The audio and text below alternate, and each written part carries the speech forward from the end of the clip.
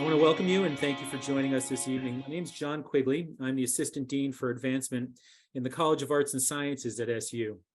And I want to welcome you to our program tonight featuring George Saunders and Provost Gretchen Ritter. Tonight's program is part of the College of Arts and Sciences Alumni Academy, where we feature a series of Zoom talks by our faculty and college leaders. You'll find a link in the chat that will take you to a webpage with all of our previous presentations. I encourage you to take a look at that after tonight's presentation and explore. Before we get started, I want to ask you to make sure that your microphone remains muted throughout the program. This will ensure that everyone can hear our presenters clearly. I also want to let you know that we will be recording the presentation tonight and posting it on the college's Alumni Academy website in the coming days. We're pleased to be able to offer closed captioning. If you would like to view closed captions, click on the closed caption button in the toolbar.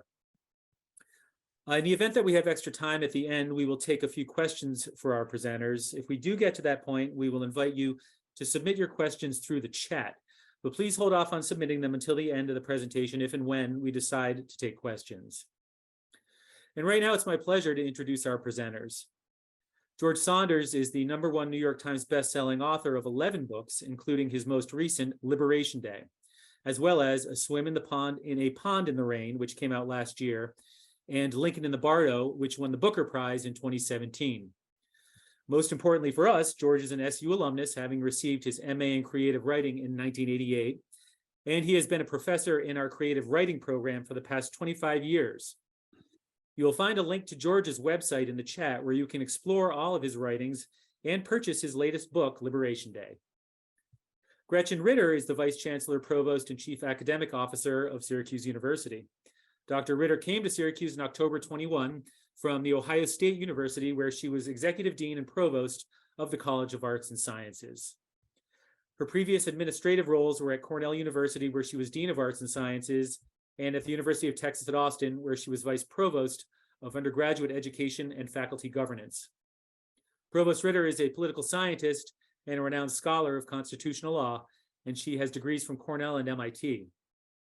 On behalf of the College of Arts and Sciences, I want to again thank you all for being here, and now I will turn things over to Provost Ritter. Thank you, John. And George, let me just start by saying that it's really an honor and a pleasure to be here with you tonight, and I'm looking forward to a great conversation. Oh, I'm so honored to be with you, and thank you for inviting me.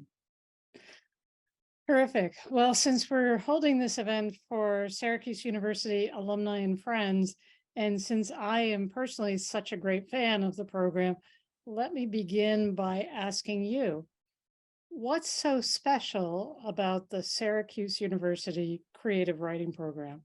And I'd love to hear your reflections on that, both from having been a student in the program and having been a teacher. Sure. Well, I mean, the statistic I always drop when I do events is that we get, in fiction, we get about 700 applications a year, and we pick 6 people to come, and which is amazing. So the students that we get are already wonderful writers and people. The second really relevant thing is that they're fully funded for 3 years. So everybody gets a stipend, everybody gets tuition. So this is something I benefited from way back in the 1840s when I attended, which is that we can look at that pile of 700 manuscripts and we can pick the 6 most talented people, period. And no matter what's happening in their life or in their families or in their economic circumstances, there's a clear path for them to join us. So that's so important, especially in a time when a lot of universities have kind of, monetized the creative writing programs to the extent where they let in a class that's way too big to properly teach. And they charge a great deal for these young artists to come to the program. And the ethos of the moment is that many young writers feel that they have to have an MFA. So therefore, they feel like they have to go into great debt to, at the beginning of a career that's nebulous at best. So I feel I always say that SU's creative writing program is kind of like the pumpkin patch and that Peanuts thing, nothing but sincerity as far as the eye can see. It's a very sort of I'd say a pure sort of bargain, for us as teachers. We get to teach for the love of it and for to anybody we think is a good writer. And the students can come and they can spend that 3 years without feeling it's going to somehow, distort the rest of their artistic lives by putting them in great debt. So I'm very proud of what we do. Excellent. And I also thought I'd ask you to reflect and help us understand what you've said, that you identify yourself as a teacher first and a writer second. Yeah, I mean, the writing, it comes and goes. No one can really predict whether their work will last or not. I think it probably won't. I mean, it'll last a month for sure, but who knows? So, but the one thing that is reliable, and this is something I've really become aware of the last few years, is the way in which you've interacted with these young people, and not only artistically, but we often meet these young people at critical moments in their lives when they're just trying to decide what kind of people they're going to be, and they're looking at the world to see what kind of world it is. So I feel like if I can interact positively with a young person at that moment, then, and especially with generosity of spirit, that's the most important thing, I think. Then they internalize that, and when they go out into the world, and many of them teach, then they become sowers of the same seed. That I've seen students come back after 15, 20 years and reflect on that deeper moment that sort of undergirded their artistic selves. That feels real to me. That feels like something that's really worth doing. So that's something that's just with time. I've felt that adjustment in my own heart and priorities. Yeah, nice. I wanted to also talk a little bit about the book that came out last year, A Swim in the Pond in the Rain, where you write about a class that you teach at Syracuse on Russian fiction.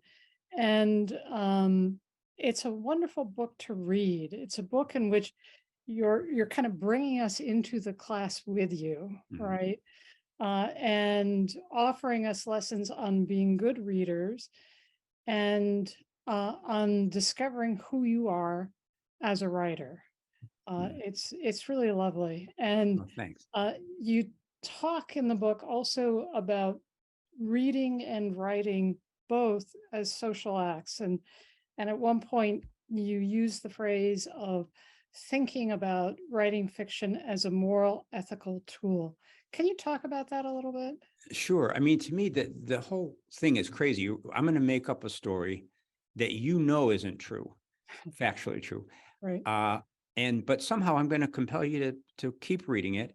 And in the process, we're going to kind of huddle over something, some little fragment from life. And in the process, we're going to improve our alertness, So it's an interesting thing, and it gets deeper every year. If I am writing a story, I'm involved with the character. I'm making up a character. So there's a certain amount of moral view there. What do I think of people? What do I think of life? What do I think of the decisions that people make? So that's interesting. And as I revise a story, I can refine my take on a certain person. So early in a story, I might have a kind of a dismissive, even joking sort of relation to a character. But because a story, it can't be static, over the course of it, I'm going to sort of have to turn to that character and say, am I being fair to you? At which time they often say, no, not a bit. Let me tell you something about myself. So this process is revision. I'm listening to the character to try to see if I'm being fair, if I'm representing her in 3 dimensions. Okay, so that feels like a moral, ethical act. And it actually has a real life corollary. You walk by somebody on the street, you make a snap judgment. Well, in the world of fiction, you get to follow that person home, essentially, and go into his head and see if that all right, so that's one thing. To me, the more important thing is, so meanwhile, I'm communicating this to you, my reader, and how am I communicating that? Well, hopefully I'm regarding you as a valued friend, as an intelligent, curious, a person who's read other books, So therefore, the means by which I address you can communicate respect as well. And in rewriting, that also improves. I might early on be writing mostly to myself, but as I get deeper into it, I'm thinking, oh no, I have to communicate with my reader, who I'm imagining is being very much like myself. So it's kind of a two-pronged moral ethical Yeah. experience, and deepening is really the watchword, you know. Yeah. And I think the other thing I'd love to hear you talk about is how it is that the Russian writers, that the short stories of this period are particularly helpful to you in doing that work.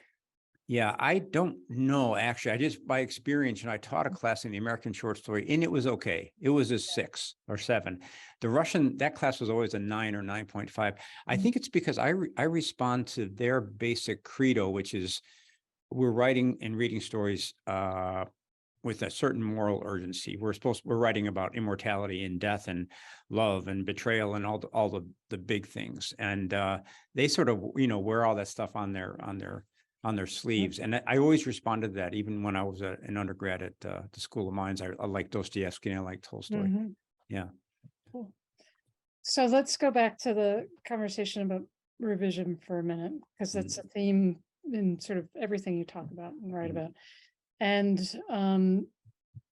you talk about how good writing lies in the million micro choices that you make. And the way that one of your students put it is that you demand of your students that they be accountable to specificity. Mm-hmm. Can you unpack what you mean by that? Yeah, I mean, if you write enough fiction, you'll learn that certain things work in selling this idea of a fictive reality. So I say once upon a time, and the reader immediately is a little bit skeptical, like, well, says you know. So then the job becomes, through the phrases and sentences that you choose, to kind of charm the reader into believing in this made up reality. So one of the things that seems to be particularly charming is if the writer can be specific, especially in describing physical things. I heard this example this week. Someone said, if I say a white bunny, okay, if I say, for some reason, if I say a white bunny with a blue dot on its ear, we can see that better. That, now who knows why? It's some kind of neurological thing. But part of becoming a writer is to sort of accrue those tricks, really. Okay, when in doubt, be more specific. So it's on one level, it's just a tool to make the reader believe.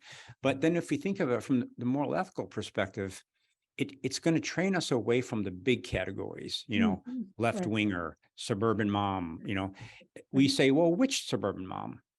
And then as the writer supplies specific details, it becomes harder to generalize in some pejorative way about a person. So I think that's part of the magic. But that book, the Russian book, sort of explores different things that seem to work for fiction. Specificity, escalation seems to work. So it's almost, I was, trained as an engineer. So in a sense, it's an engineering approach to say, well, let's not worry about why these things work, but let's make the list of things that seem to work to, we're trying to cast that fictive charm. Yeah, as we talked about when we talked the other night, I was also struck in thinking about this, about a conversation I've had with Michael Speaks, who's the Dean of Architecture here. And Michael likes to talk about the power of prototyping, or the power of iteration, kind of repeated refinements in that regard. And that this is, to his mind, at the heart of the research or design process. And he sees it as a form of discovery in and of itself. Yes. Right. And it's made me wonder if that doesn't capture something also about Syracuse, about the university, about this kind of powerful combination of practical, creative, and more basic forms of research that might help us think about what this is differently. Yeah, I love that idea. I was trained as an engineer, and it's really gotten into my writing in the sense that we can maybe foreground our actual reaction to a thing. So you might have an idea about an experiment, but you have to see what the data tells you.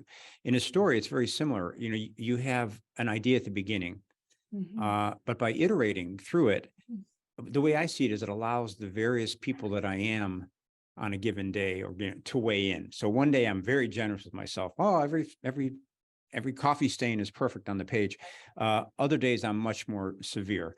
So the idea is that by going through something hundreds or thousands of times, you're actually a sort of a more full version of yourself is being unleashed. You know, the person you are on any given day is limited, but the sort of accretive person that you are is much wiser. And I can see that in my stories. They start out being a little, sometimes too simply political or dismissive or something, and gradually a brighter person, a smarter, wittier, funnier, kinder person emerges. So I think I think that's a really wonderful way to think about Syracuse. And, you know, in my experience of coming here, I was on the fringe of someone who should have been allowed to come. You know, I had a very unusual undergraduate background, not great grades, had only been writing a short time, but something about the spirit of the university allowed the people selecting me to say, well, let's look a little more closely and let's make an argument for him. Thank goodness for me, you know.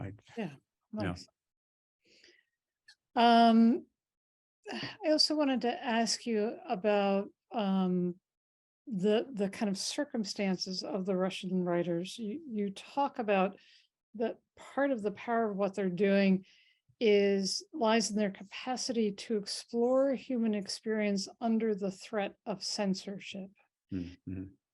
And I thought about this. I gathered that it felt like you were talking about something more than them merely being brave, right? That it was something about the constraints that they're operating within that drove them to something deeper, something more kind of fundamental and something ethical in its turn to what it is to be human.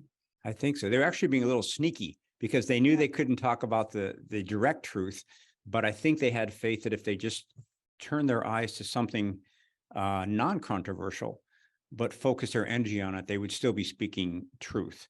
But this also speaks, you know, in art, there's a kind of a value in creating obstructions for yourself or constraints of some kind.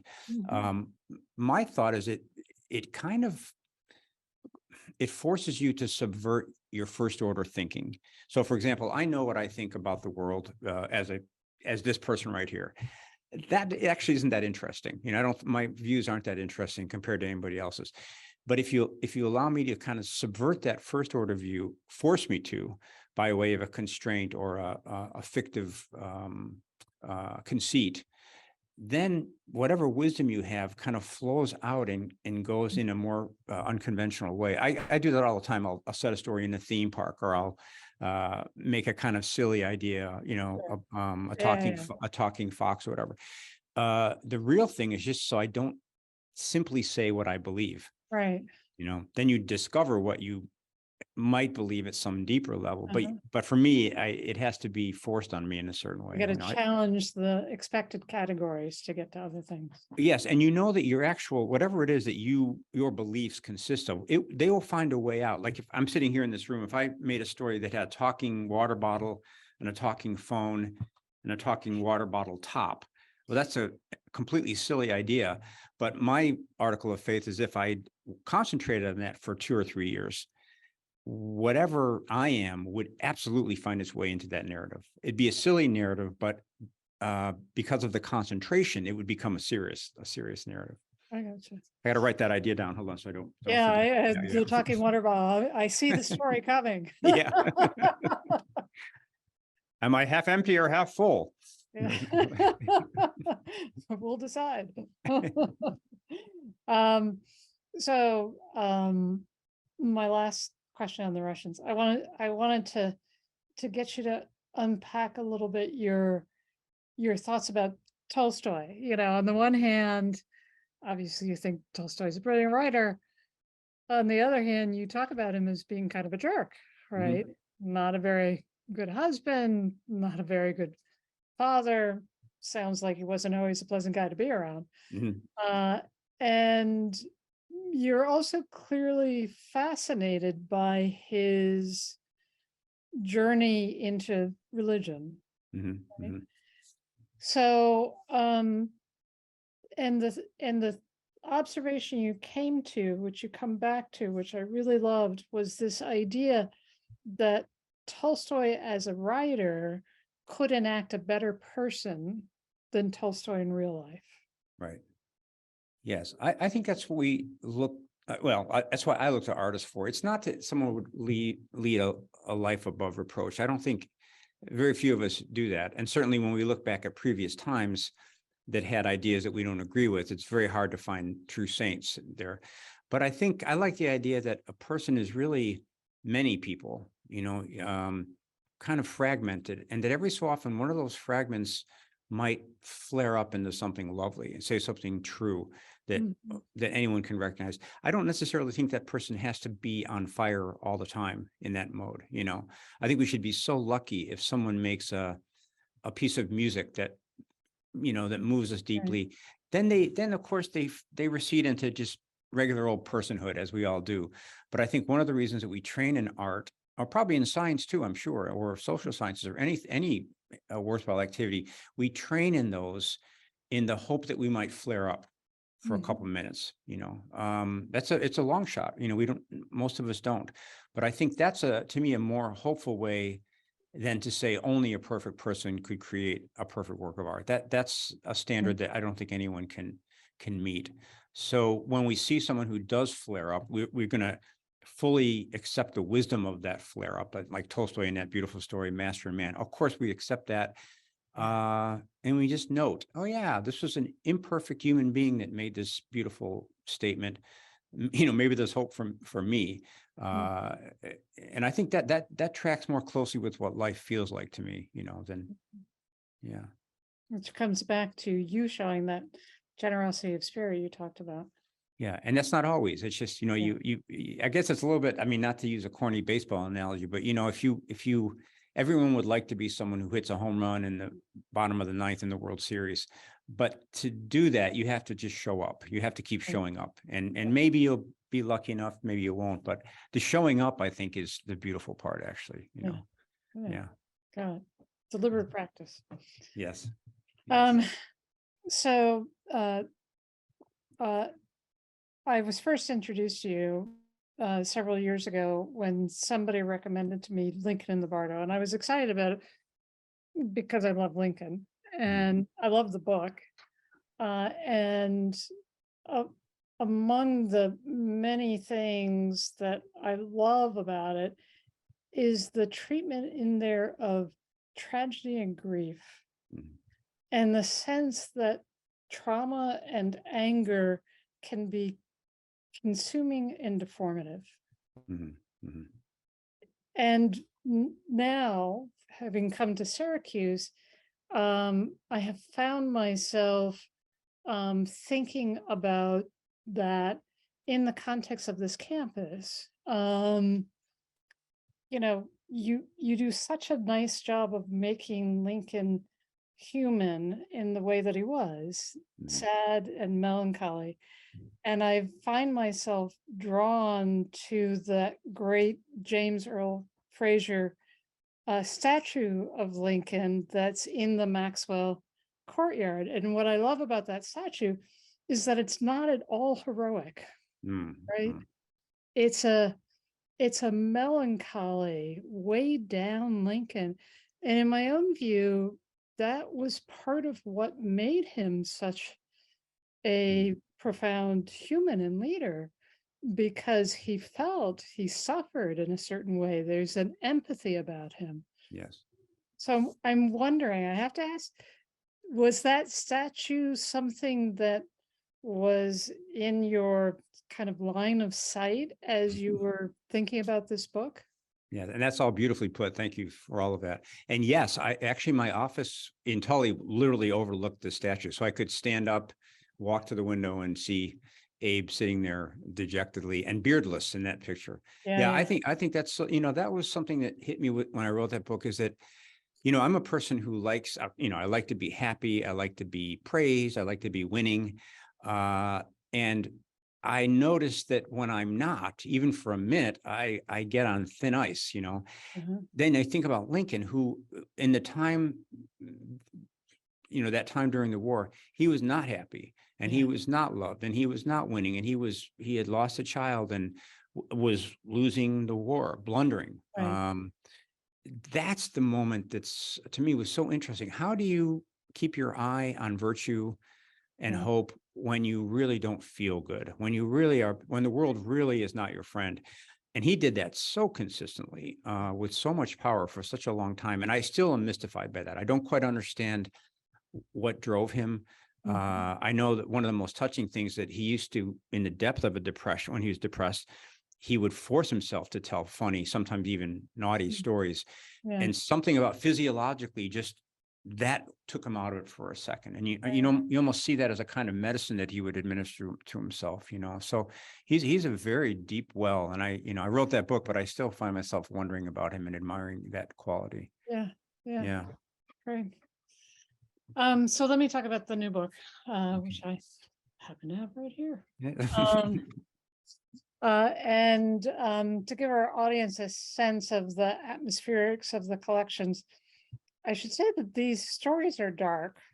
Yes. They're also funny, Mhm. and they feel technically complex and phantasmic. They're It turns explosive and haunting. And I've shared with you that there's one story in there I find particularly haunting. Some help us to think about class issues and social decline. I'm thinking here of A Mom of Bold Action or Mother's Day. Uh, and they deal with tragedy or regrets or human failures and foibles. Others are really dystopic. Um, and on this, of course, I'm thinking about the amazing, brilliant title story, Liberation Day, as well as Ghoul, and one of the last stories in the collection, which I quite liked, Elliot Spencer. So I think all of these stories present us with kind of a dark future state Mhm. in which humans are enslaved by other humans, and often harmed physically and mentally. And it feels, reading these stories, that they're kind of troubling reflections on the historical moment we're in and what you're thinking about in terms of where we're headed.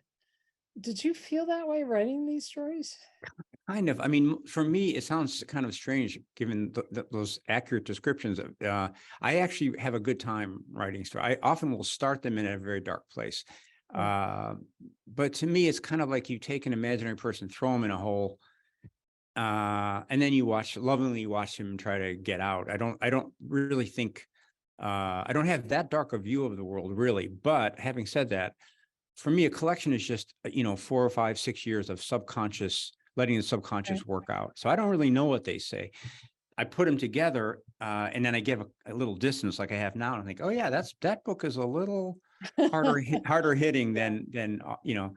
And I think that tracks with my feelings. I mean, in a lot of the stories, somebody starts out deluded or confused or disappointed by something that happens in the bigger world. That's Right. pretty much autobiographical for me the last 6 or 7 years.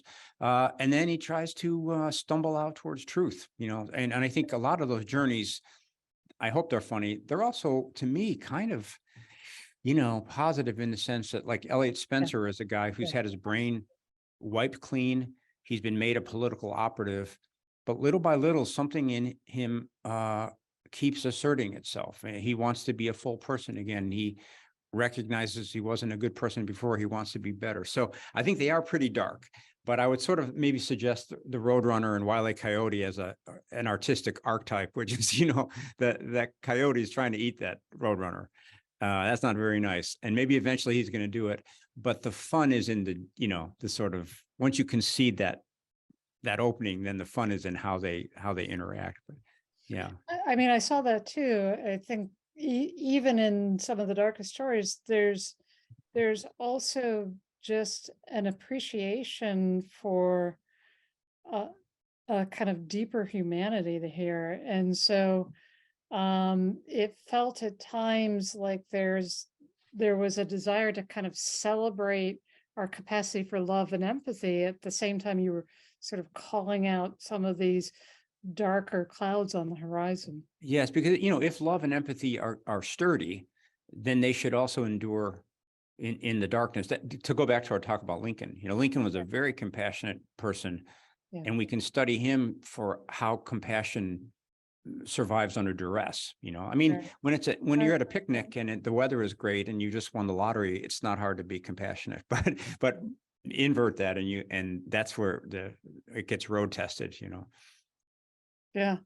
And one of the stories in the collection we've just talked about, Ghoul, the setting for it is this sort of underground scene of what appears to be an amusement park in which the workers are all waiting for visitors who, of course, never come.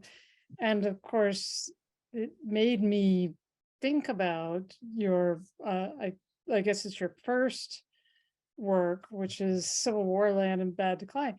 So I have to ask, did you have a bad experience at an amusement park as a kid? Not that I can remember. I may be suppressing it. No, I had actually a really good one. In our family, my grandparents were often going to California, and we never got to go with them. So we never got to go to Disney World. So much later, at about maybe 12 or 13, we went to Six Flags over Texas. And it was the first time I'd ever been in a theme park. And it really was a big day. I don't know what it was about that, but the truthful answer is, when I put something in a theme park, it means I can't, it means you have to be funny, essentially. It's that subversion of intent that I talked about earlier. My natural instinct is to be kind of a Hemingway-esque realist, and I don't do well in that mode. So if you take that voice and put it in the theme park, suddenly, even if you're being Hemingway, it's kind of funny. And you are left finding a purpose for the story because it's so crazy, So I think like Flannery O'Connor said, a man can choose what he writes, but he can't choose what he makes live. So one of the things I talk to my students about is, you're all so talented. You could imitate anybody successfully, but you don't want to do that. You want to find your own voice. So in other words, you're trying to find out what you can make live. And that has a nebulous relationship to what you want or what you hope you can make live. You might think you're in a certain literary tradition, but if you can't make that thing live, then you're going to have to find your actual lineage, which is a much more frightening process. It's not, you don't get to be the person you want, the writer you want it to be. You have to be the writer you're meant to be, which is, it's kind of unknown territory. So discovering the writer that you're meant to be, discovering the writer that there's a kind of inner compulsion towards, is there just one of those? Can it change over time? That's an interesting question. I think not. Although, I think about Picasso. I mean, Picasso was many people, but he was always Picasso. I think what we're concentrating on is getting to the first moment when you feel someone in your work that is both you and surprising you. That first moment when you cross over from a kind of studied professionalism, I'm doing it right, into, whoa, what am I doing? Is this right? But in your heart, you feel that more of you is coming onto the page than ever before. And it's a very strange moment. I've written about it in that Russian book. It's a little bit bittersweet, because on the one hand, you feel, I'm here, I'm on the page. And then you feel like, oh, is that it? Isn't there something more grand? But the great act of faith is, if you can get a touch of who you are as a writer, then over the years, you can sort of, I guess, broaden your shoulders a bit and try to take on more and more of the world in that original frame. But that it's a precious thing, to work with students and see the first time that, that chick breaks the egg, and you can hear their actual voice on the page. And it's a wonderful thing if you can praise that, to say, I had a student a few years ago who was from a really difficult background, really, really troubled in all kinds of ways. And mostly, I think this person's work was avoidance of that, sort of taking on a more elevated persona to avoid talking about those things. But there's one moment in the story when suddenly in the voice and in the details, the specificity, you could just feel the writer just there, and that was such a sweet meeting afterwards, to just say to myself, the only purpose of this meeting is to praise that paragraph. And when I did, you could see this person, just something happened, something. There's a click there. There's Yeah. a click to say what you are authentically. That's what we Right. want. I Right. know it's scary. I know it's difficult, but we have all kinds of people who can do false elevation, but we don't have anybody who can do the kind of honesty you just did in that one paragraph. So it's a nice job. And it sounds almost as if sometimes, and you sort of talk about this process for yourself, you have to unlearn things, and you have to unlearn things that maybe you got quite good at, but Yes. they, you know, pursuing it anyway wasn't the right path. And it's a very tricky thing because so many of our young writers are so good at everything. They're good people, and they're thoughtful people, and they're considerate people. And I kind of have to say to them, this is the one place where you can be kind of defiantly, virtuously selfish, by which I mean these micro choices that we talked about. You have the privilege and responsibility in a story of making thousands of choices for no reason whatsoever, except that most holy of reason, I want to. Now the rest of your life, that's not a good way to live. But in art, that's actually what we are turning to you for as an artist. Infuse this story with you-ness, and so part of the editorial instruction is to say, actually, every single space of your story, including the punctuation, including the spaces themselves, can be infused with your essential personality. And the additional beauty is you don't know what it is as you're writing, so it's just the identifying of where to make the choices and the defiant making of them, and suddenly you're there, which is sounds crazy, but it's also true. No, I get it. I used to sometimes teach a book called Our Declaration. I don't know if you've seen it, by Daniel Allen.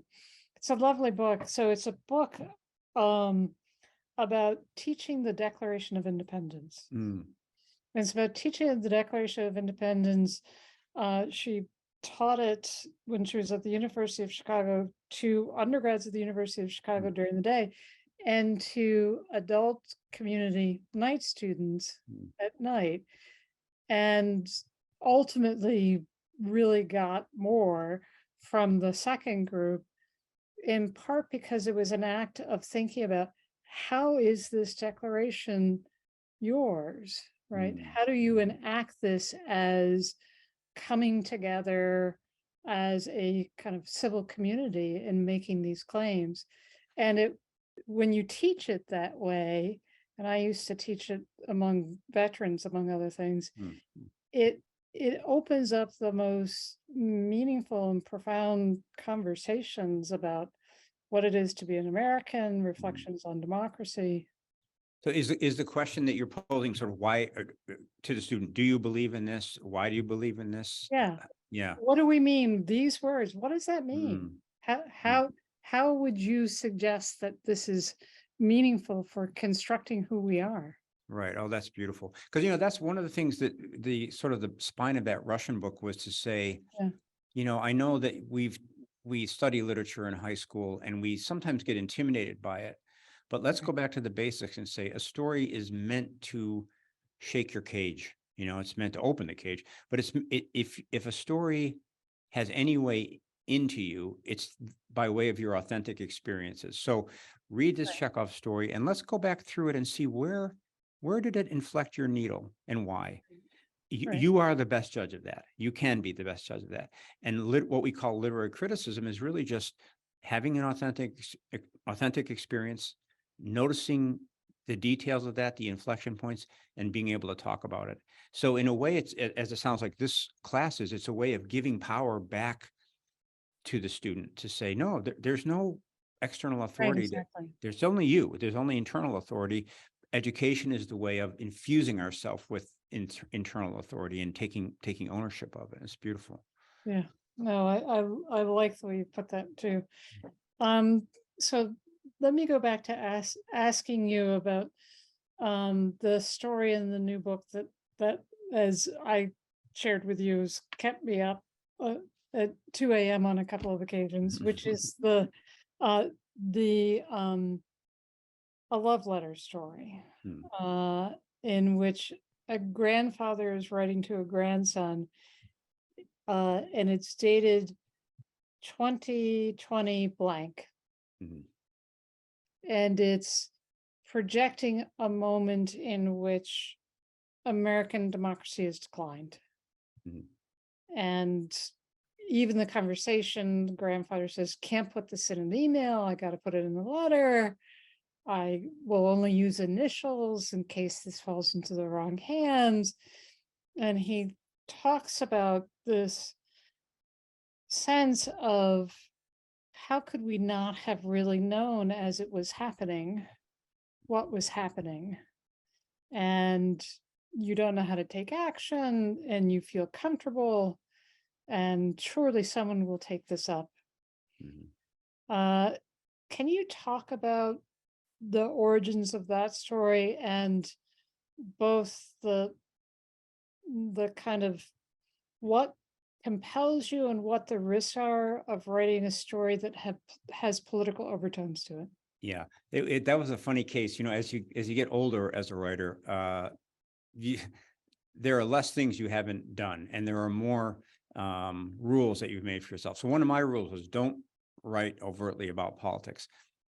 But the other rule is ignore your own rules. So at one point before the last election, I was just overflowing with agitation and concern. So I said, oh, heck with it. I'm just going to break my own rule and write a overtly political story, which, because I'm an acolyte of Chekhov's, means I'm going to start with an overtly political viewpoint. Then I'm going to attribute to somebody, and then my hands are clean, and we'll see what happens to that guy. Right. So I went up and I just started typing really very autobiographically, about watching the election get closer and closer, feeling a little sicker and sicker about the possibilities, and noticing that I was just living my same old life. Paul and I were doing a lot of puzzles, and I had some dental issues going on, and I just put that right into the story. And it felt really good. Sometimes it feels good just to speak what is to you the truth. And then I attributed to a guy just a little different from me. He's a grandfather, which I'm not yet. And it's some number of years in the future. And then I kind of just let it play out. And as we hope will happen with the story, it became about something else. That's kind of the whole Right. life cycle of a story. It starts out to be A, and it surprises you by being something else. So for me, this became kind of a study of how, if we speak certain ideas aloud, they change us.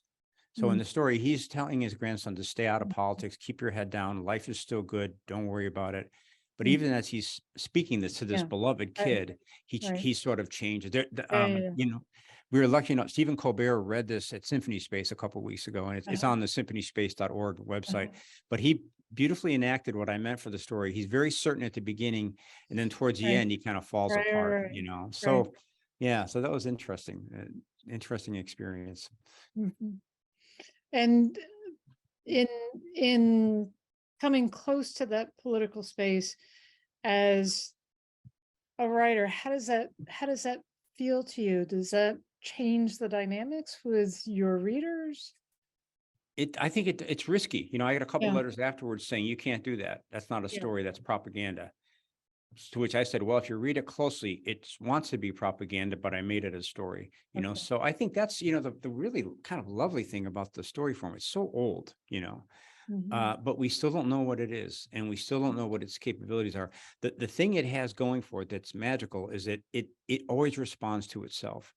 So if whatever you do in the first half of a story, we all understand that how you finish it is a commentary on the beginning. So Mhm. even if no matter what you do in the beginning, if Mhm. you're aware that you're doing it and are allowing it to be part of an organic system, the story form will make it, could conceivably make it a victory, So that's kind of an exciting thought. Just it makes me feel free as a writer. You can start with anything as long as you're not entrapped by autopilot, which means as long as you're not trying to use the form to prove an idea or export Right. an idea, Right. then the story form says, okay, sure, start wherever you like. We can have fun with anything, Uh-huh. you know. So I want to come back and to the revision idea because that feels to be like your sort of Russian move to thinking about who we are as a society too. Um, you talk about how part of what it means to be a writer or a person is to understand yourself and to understand another person, and as something that can move us beyond this active real narrative, as something that can move us beyond this moment of social polarization that we're caught in. So you present revision at times as a tool of real empathy, of achieving empathy, I would say. And you unpack it in talking about a story that you tried to write at one point in your life about the sexist barber. Oh, yes. Yeah. Right? Yes. Yeah. And how the story wasn't working. And you talk about kind of using narrative and literature to get beyond the simple categories, right? To get beyond the simple categories of the loony liberal, the MAGA Republican, the sexist barber, the suburban housewife, whatever it is, and to look again and to look again until you have a sense of a fuller, more complete person. Yes. Yes. That's beautifully put. I agree with that.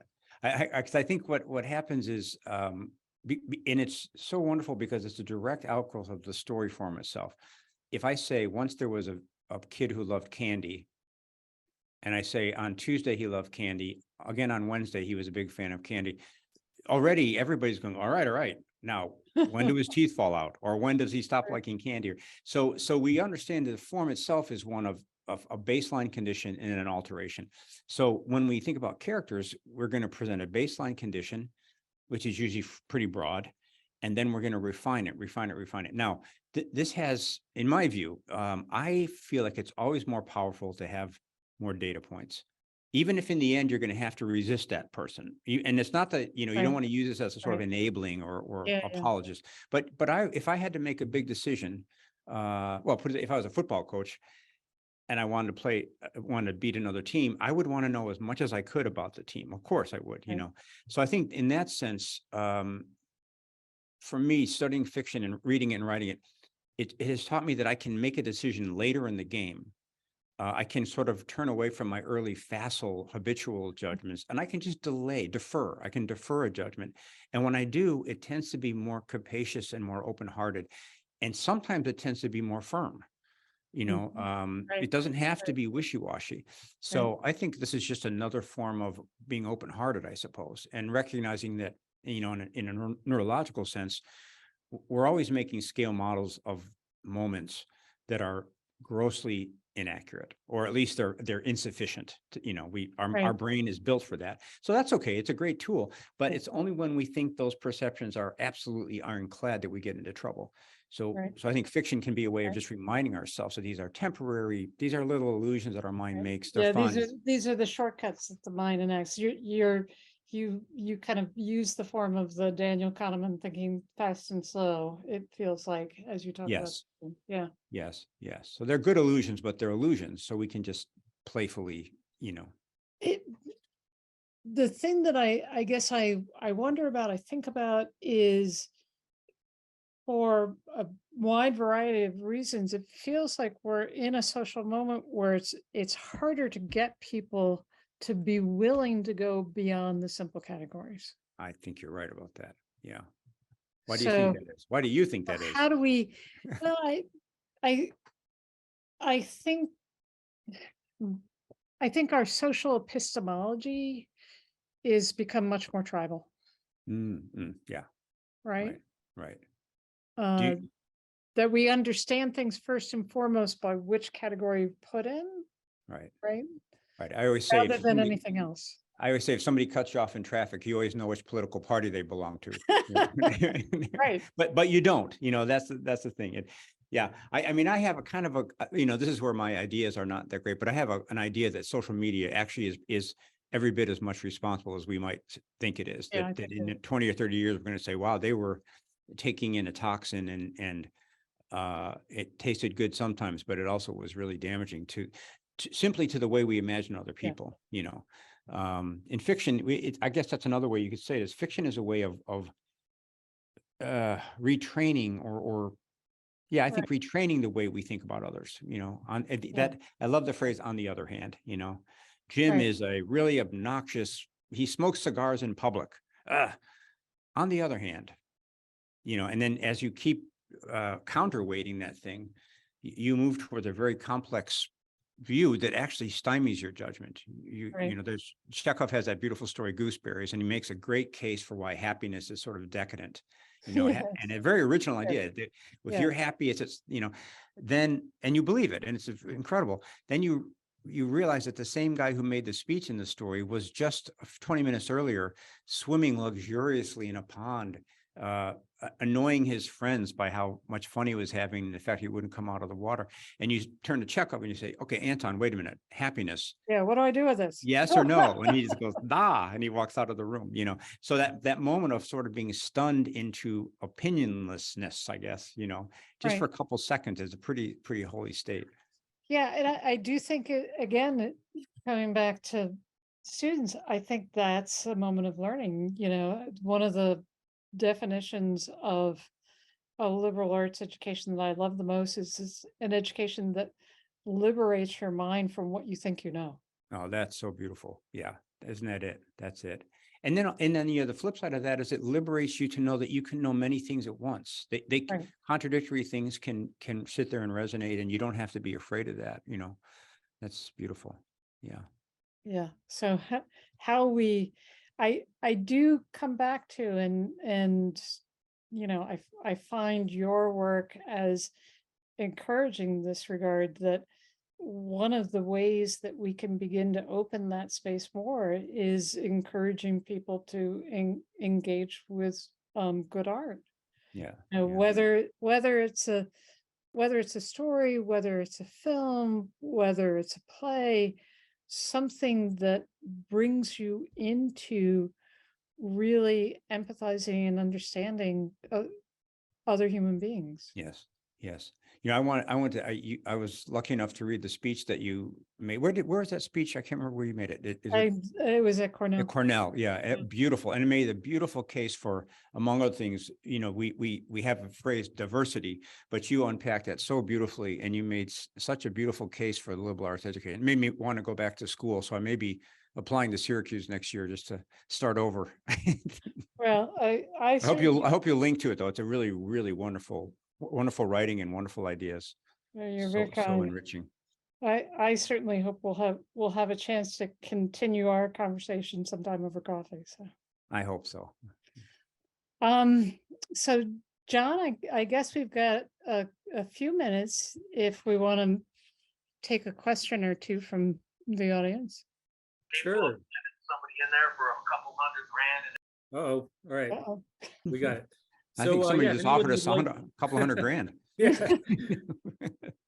Give me a call. Let's go ahead and put your questions in the chat if you have any questions for the provost or for George. George, I have a quick question to start things off. I saw that there is a operatic adaptation of Lincoln in the Bardo being prepared, and I wanted to know a little more about that and what your involvement is with that. Yes, well, it's the composer Missy Mazzoli, who I think will be the first woman commissioned for the Met to do the whole big opera, and I think that's slated for 4 or 5 years from now. It's a very long process, but she's writing it now. I saw her in New York last month, and I think she said she's about a third of the way through it. So I'm really excited about that. She's a great genius. And she really loves this story, and we had a lot of nice chances to talk about it and kind of spitball some ideas about the sets and all that kind of stuff. So, that's really cool. Yeah, it's lovely. Kelly I have to stay in shape so I can see it. Yeah, a long time.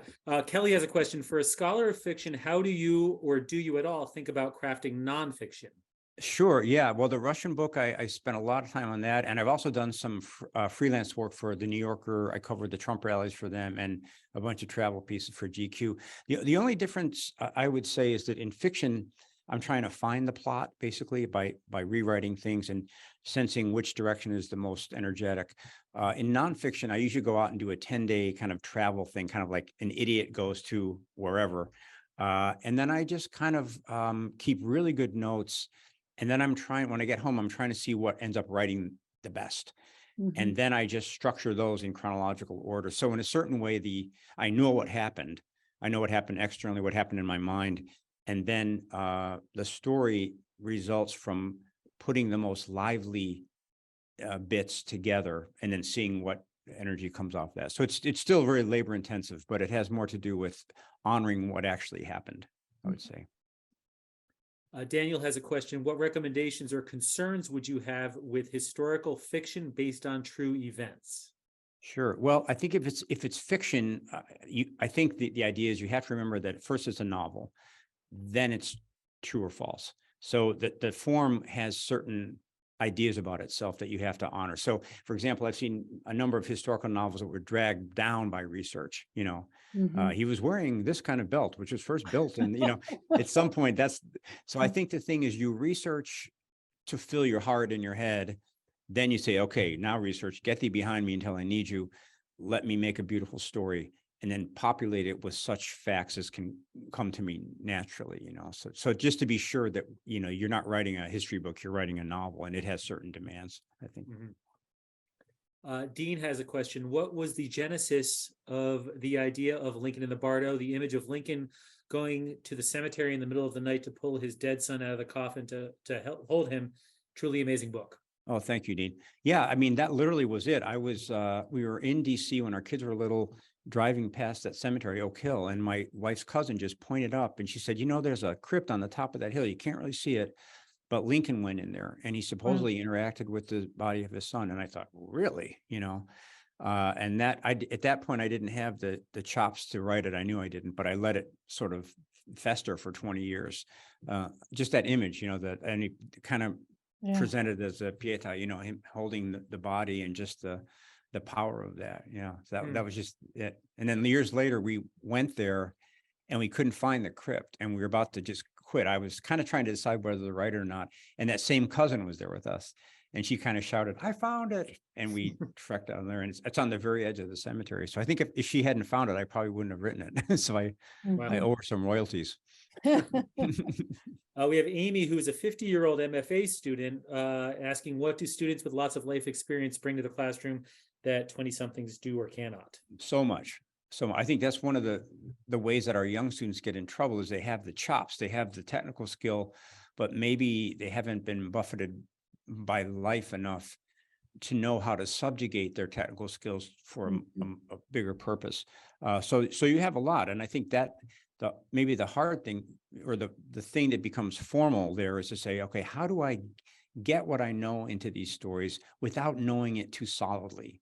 Because as we've been discussing, yes, you do know some things, but there's also a great deal that you don't know, So your craft becomes working against your life experience in some ways, but it's a good problem to have because, you've lived, and what seems true to you probably is true. And what seems important and relevant to you probably is important and relevant to readers as well, Okay, we got a couple more and then we'll probably have to wrap up. Sure. Nicole asks, when I saw you a few years ago, you were talking quite a bit about kindness. Is that still a theme or preoccupation for you now? No, I kind of changed my mind on that whole thing. No, no, very, very much so, Nicole. And really, I'm just noticing it's harder. I mean, I had that. We just recorded an interview about the 10th year anniversary of the kindness speech I gave at SU. Still believe it. Still struggling to do it. I mean, it's because ultimately, for me, your kindness is tied in with your ego, and so and ego is a real heavy stone to roll away. It's very difficult, but yes, I'm totally committed to that and hoping to to recommit to it now that I'm home from book tour. And Ted asked about the MFA program. You mentioned earlier that it's capped at 6 students per year. Is that due to lack of funding, or is it that that's the right size? I'd say it's more an intentional thing that incorporates both. We don't want to bring anybody in who isn't funded. We could probably do 8, but I don't think when you get up to 15 or something in a class, I think that's too many. So it's actually kind of a perfect storm of having the right funding to do the right thing educationally. Okay, and then we'll make this our last question. Rosemary is a civil engineer. And so she asks about, if you had to do it over, would you do your undergraduate degree in engineering? Has it strengthened your approach to fiction, as engineering is rigid in so many ways? Yeah, I would do it the same way. I think that that degree kind of freakified me a little bit. You know, I'm not coming to fiction from the same direction as a lot of people. Also, I went to the School of Mines in Colorado, and they had a mantra there, which was no partial credit. You know, so if you got to the end of a 6-page proof and you mess it up, that was just a 0, which is actually kind of good for writers. You know, you can do 50 drafts, and if it's not good, it's no partial credit. You know, so a lot of that tough engineering stuff really has served me well, I think. Also, just the idea that that things are systems. You know, we read a story and it feels magical and mysterious, but actually it's a linear temporal phenomenon. It happened to you a line at a time. So actually we can, if we're, you know, energetic and imaginative about it, we can recreate the experience of the system that is a short story. So to me, that's kind of comforting. As long as we don't get too literal, there's always a way in, you know. That's great. Well, we are out of time. I want to give you two the last word. Any closing comments? Just that it's been such a pleasure Such a to have the pleasure. conversation. So And thank you for for being at sharing. SU. We were so lucky to have you. Thank you. Well, thank you both. I really appreciate your time, and everybody who's joining us tonight. Thank you for being here. Keep an eye out for invitations for future alumni academies in the coming months, and we hope to see you again. And have a good night.